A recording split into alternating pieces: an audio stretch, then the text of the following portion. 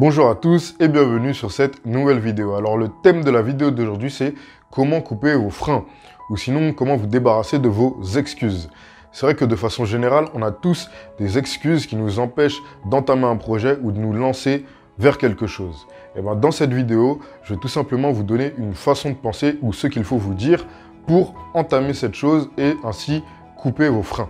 Alors avant de parler des freins et de vous dire ce qu'il faut vous dire pour couper vos freins, je vais d'abord vous dire d'où viennent ces freins. Alors pour la plupart des personnes qui ont des freins, il faut savoir que cela vient principalement d'un esprit pessimiste.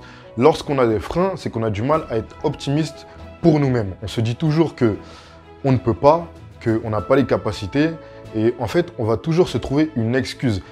Ceci ne se fait pas forcément de façon consciente. Donc en fait, inconsciemment, dans votre mental, vous avez ancré en vous une incapacité d'aller vers ce qui vous tient à cœur.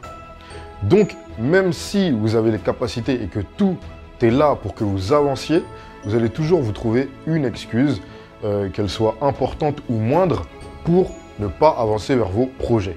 Alors, je pourrais arrêter la vidéo tout de suite en vous disant, pour couper vos freins, vous n'avez qu'à être plus optimiste, point barre. Mais on sait que ça ne fonctionne pas comme ça. Si vous voulez vraiment passer d'un esprit pessimiste à un esprit optimiste, alors déjà, la première chose, c'est que vous en avez conscience, donc c'est vraiment très bien.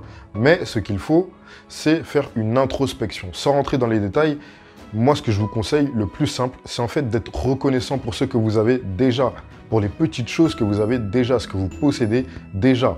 Et en fait, ça va vous donner un élan de gratitude à l'intérieur de vous-même et ainsi, vous serez plus apte à aller chercher ce que vous désirez.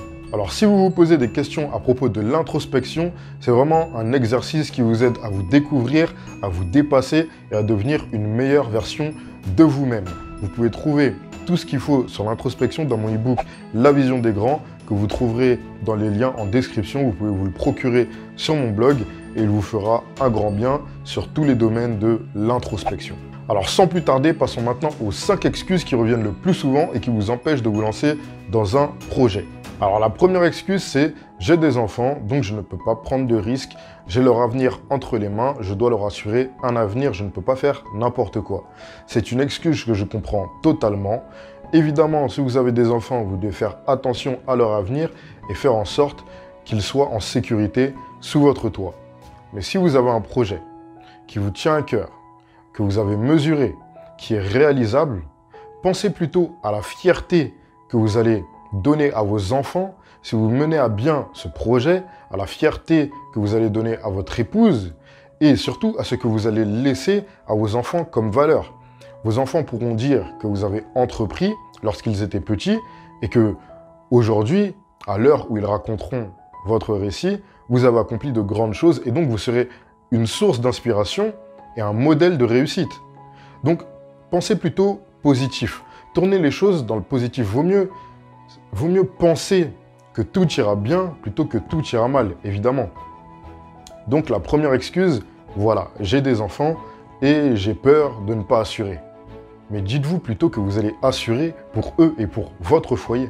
Alors, la deuxième excuse, c'est « je n'ai pas d'argent ». Et ça, c'est une idée que je ne défends pas du tout. Aujourd'hui, on est en France. Lorsqu'on entreprend, il y a des multitudes de façons de trouver de l'argent. Et si vous ne connaissez pas ces façons, je vous invite à vous documenter. Vous allez être surpris de toutes les manières que vous avez pour financer un projet avec des aides ou quoi que ce soit. Et la seconde chose à propos de l'argent, c'est que si votre projet est de grande envergure, je vous invite à revoir les choses à la baisse ou sinon à commencer avec un budget de départ. Et vous ne ferez pas les choses en grand, puisque forcément, si vous entreprenez, il y aura une période de latence entre le début et le vrai lancement de votre affaire. Alors la troisième excuse, c'est trop long. C'est trop long pour faire les démarches, c'est trop long pour mener le projet à bien, etc., etc. Alors là, on en revient au temps. Comme je vous l'ai déjà dit, et je pense que je le redirai dans d'autres vidéos, le temps n'est vraiment pas un facteur qui devrait vous servir de frein. Rendez-vous compte de ce que vous dites lorsque vous mettez le temps en cause. Le temps passera quoi qu'il arrive. Au moment où vous regardez cette vidéo, le temps passe. Après, vous ferez quelque chose, le temps passera.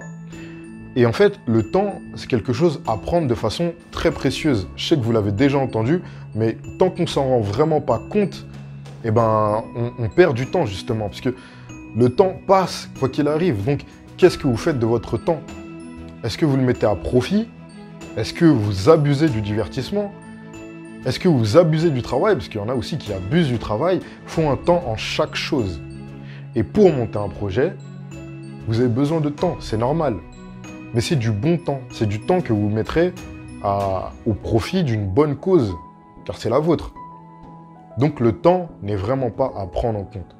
Le temps est un trésor, donc il faut bien se servir. Voilà ce que j'ai à dire pour le temps. Le temps n'est pas une excuse.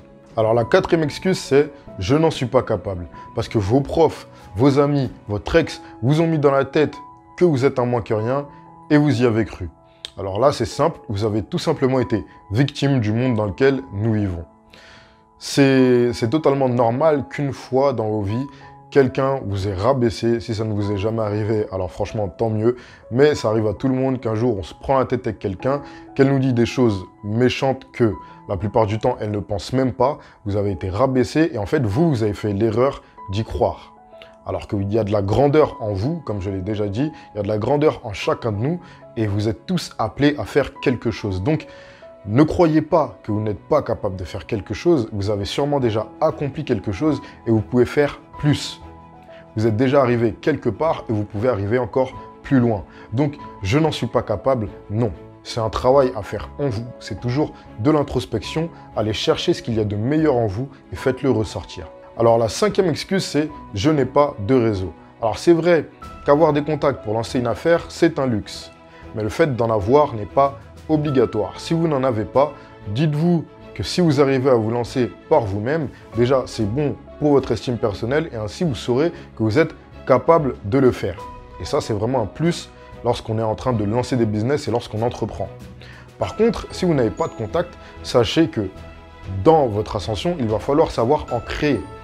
Et si cela est un problème pour vous, ce que je vous conseille, c'est de vous former soit au métier de vendeur qui va vous aider à développer votre réseau social, à mieux vous exprimer, à savoir vous vendre vous-même avant toute chose, ou sinon, vous former au talent d'orateur tout simplement. C'est une des formations que je propose sur mon blog, vous pouvez aller regarder, et ça vous aidera vraiment à vous extérioriser, à savoir dire ce que vous pensez et à vraiment faire adhérer vos idées et donc être acteur de vos conversations.